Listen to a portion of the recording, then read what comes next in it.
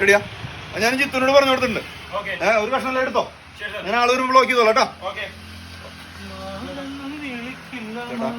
ചെറിയൊരു ഷൂട്ട് നടക്കുന്നുണ്ട്.